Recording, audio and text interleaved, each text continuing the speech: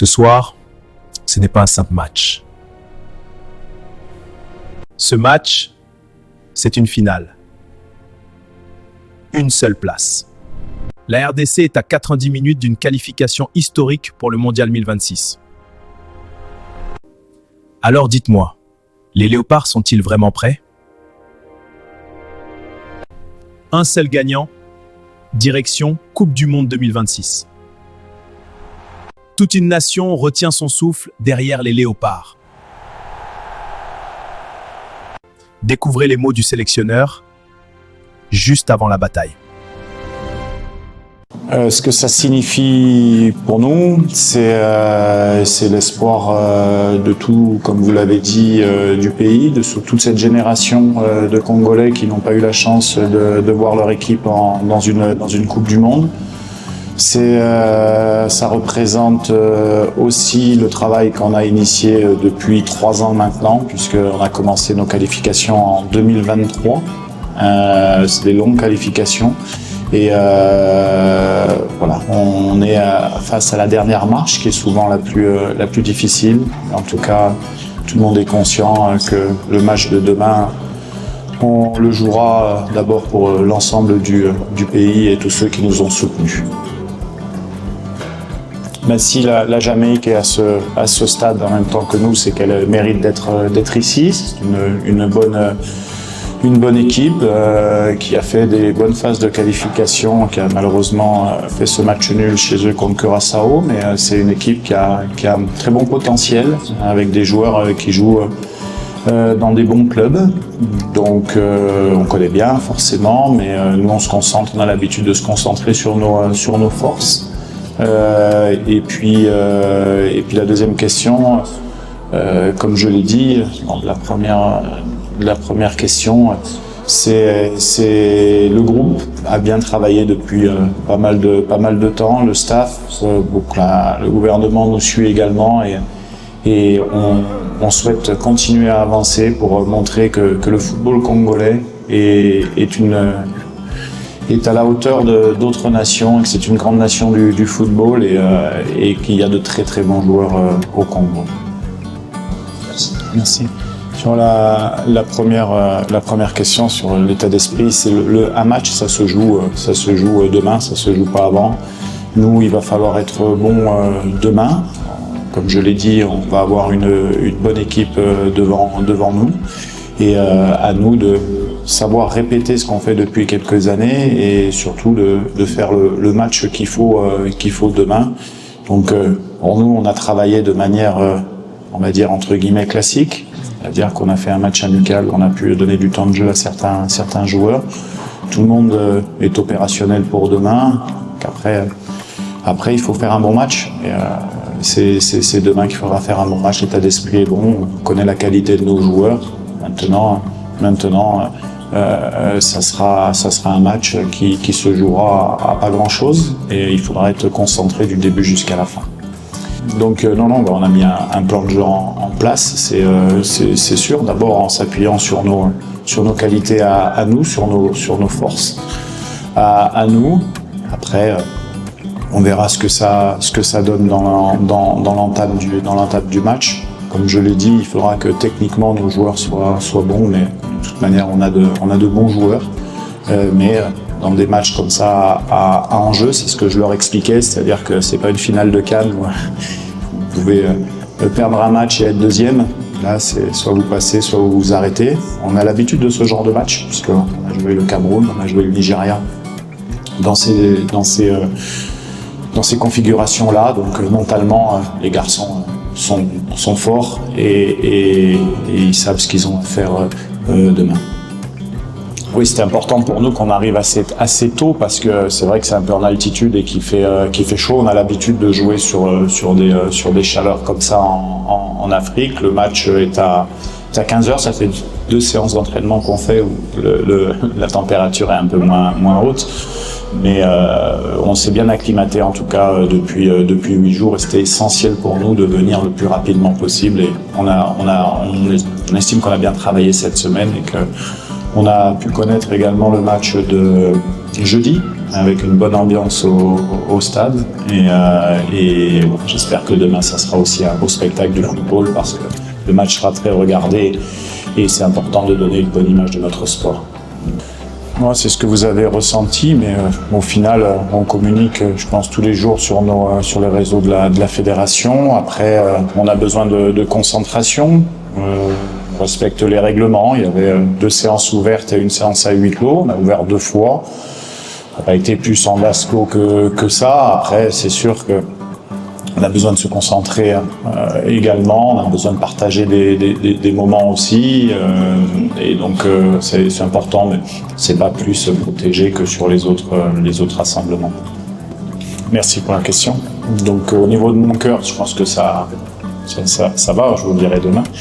On n'avait pas pu battre le Sénégal, mais on a battu le Cameroun et le Nigeria.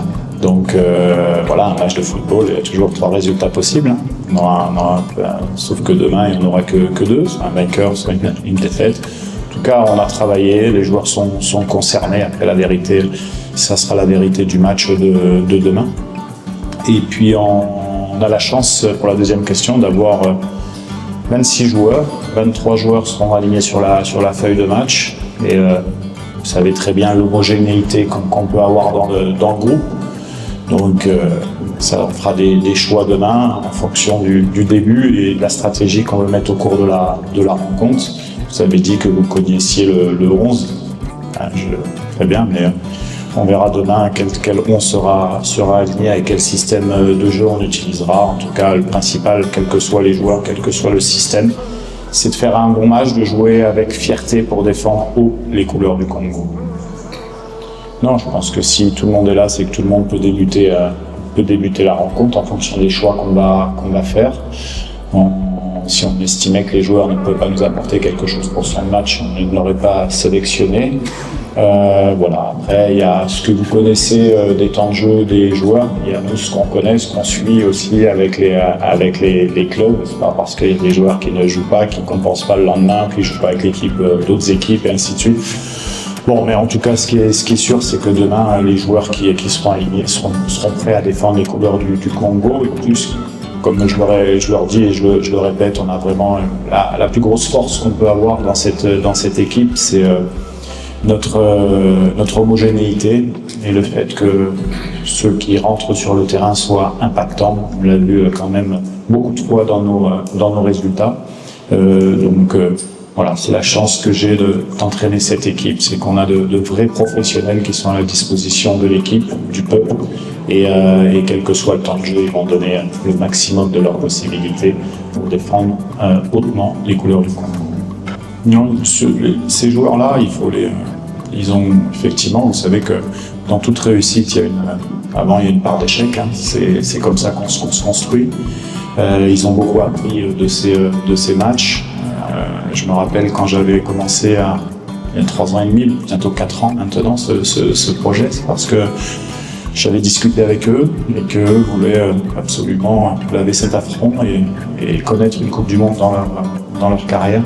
Et ça, c'était une force pour nous, une force mentale extraordinaire. Je ne vais pas refaire l'historique des Cédric Bakambu, des Chancel, d'autres joueurs qui ont connu ça. C'est vraiment une chance pour moi de les avoir, pour le Congo, d'avoir ces battants-là et mentalement, je peux vous dire qu'ils sont très, très, très déterminés pour le match de demain et qui transpirent leur leadership sur l'ensemble du groupe.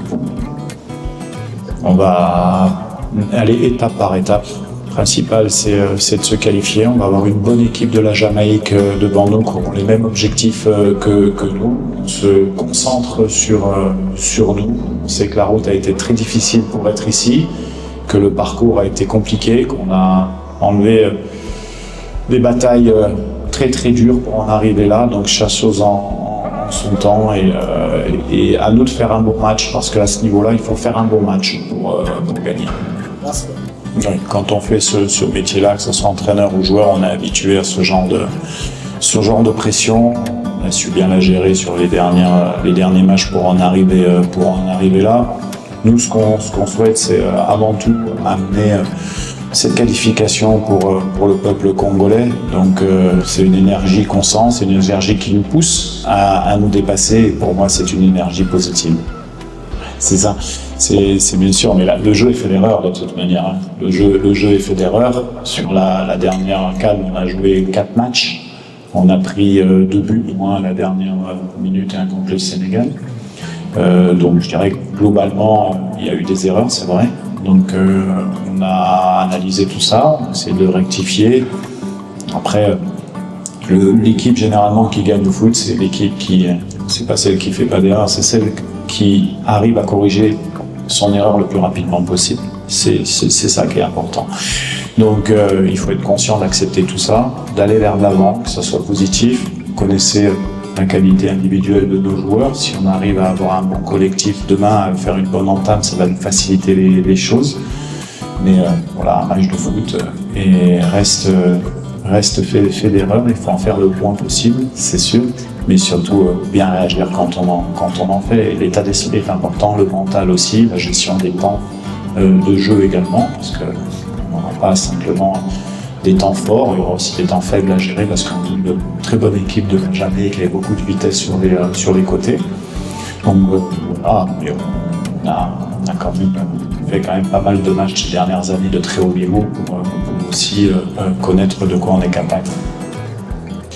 Pour la première question, on est très content avec les attaquants qu'on a. On a la chance d'avoir des attaquants qui sont très prolifiques dans leur club, à l'image de Benza, à l'image de Wissa, à l'image de Bakambu. Et si en sélection, on n'a pas beaucoup de temps à travailler. On est parti sur un projet où les joueurs ont assimilé beaucoup de choses tactiques, de principes de jeu offensif et défensif.